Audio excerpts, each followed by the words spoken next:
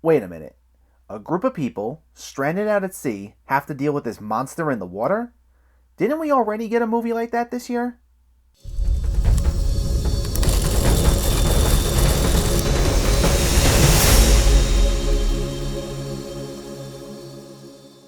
Sea Fever focuses on a fishing crew led by Connie Nielsen, marooned out at sea in the middle of an excursion. And as they try figuring out a way back home, a mysterious parasite begins to attack the crew, and now they must do what they can to survive. I always love hearing about horror movies that do well at film festivals like this one did. Even with that knowledge, I still try to avoid trailers or go in with too high of expectations so I don't hype myself up too much. But horror's always been one of my favorite genres. And given how most major horror movies rely on things like ridiculous premises, cliches, and jump scares, and sometimes aren't taken too seriously, it's nice to hear about the ones that perform well at festivals. Because typically, not all the time, but typically, these are the ones that don't do a lot of the things that people normally associate with horror, and they usually offer a little something more. And while this slightly resembles another movie with a similar premise from this year, Underwater, this presents a much smaller scale version of that movie, and winds up being much more claustrophobic and a lot more effective. So let's discuss.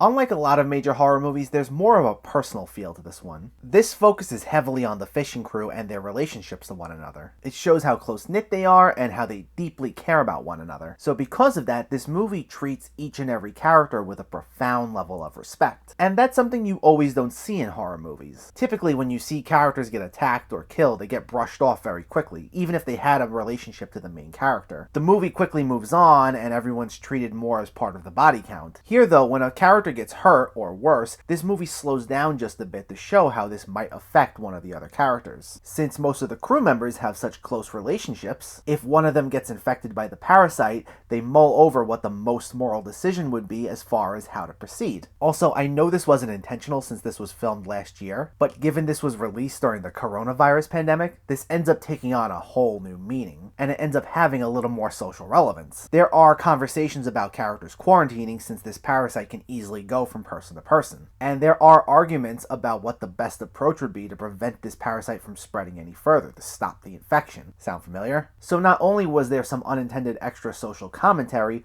but it also gives these characters a little more depth and complexity. And I really appreciated that about this. With genre-heavy movies like horror or sci-fi or thrillers, you don't have to sacrifice great characters for the sake of suspense or thrills, and this movie was able to have both. The standout performance came from Hermione Corfield, as this marine biologist student who doesn't know the rest of the crew members that well. And while each of the crew members get a decent amount of attention, she easily gets the most to do, both in terms of character and as far as advancing the plot. She's the one who's most equipped to battle this creature, while part of the story also involves her at odds with some of the crew at times as much as they try getting along. It's all great. I also like how this movie went about building suspense. It plays around with every little corner and hidden space in this boat and amplifies even the tiniest of spaces. Whether it's the shower, a crew member's bedroom, or if it's below deck, nowhere feels safe even if it's the most closed off area, which is especially due to the fact that this parasite attacks in a tiny form and is easily able to move around. The use of setting as well as some slow burning chills would be in lieu of jump scares, which we see way too often in horror movies, and it made for a much more effective way of building tension.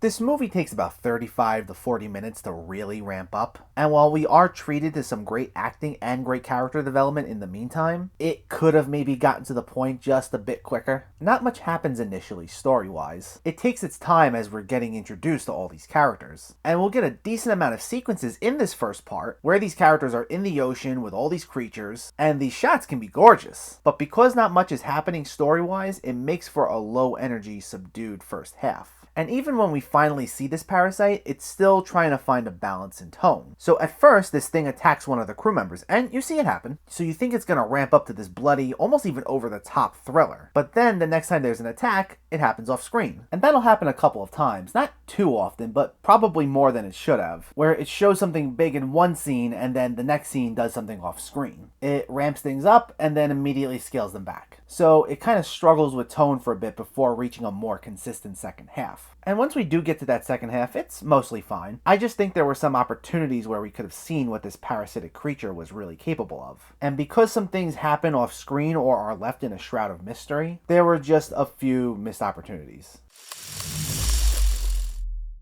This one's a nice hidden gem. Its premise is simple, but sometimes that's totally okay. It's an effective thriller taking place in one location that makes great use of said one location. It's well acted, has great characters, and shows the psychological effects of what the situation at hand can have on these characters. And it finds a mostly fair balance between those characters and suspense. Overall, worth checking out. Sea Fever gets a 7.5 out of 10. So let me know, did you see Sea Fever, or are you planning to see it, and what were your thoughts? Did you find it scary? Did you find it well acted? And what's one of your favorite movies taking place in just one location? Let me know in the comments below, and as always, if you like what you see, please make sure to hit that subscribe button. Thanks for watching, guys, and I'll catch you next time.